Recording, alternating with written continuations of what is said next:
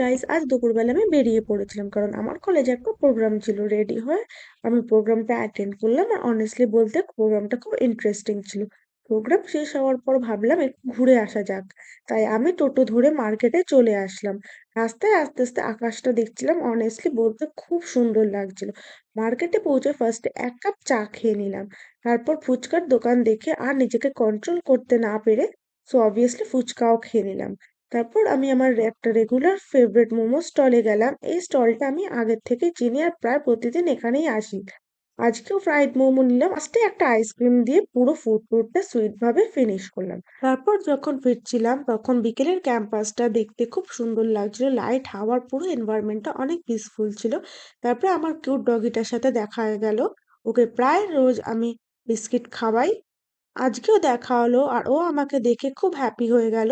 এটা আমার দিনের সুইটেস্ট মোমেন্ট ছিল। ফাইনালি হোস্টেলে ফিরে সাইন ইন করে রুমে ঢুকে গেলাম। সো গাইস, এই ছিল আমার আজকের ছোট্ট মিনি ব্লগের দিনটা।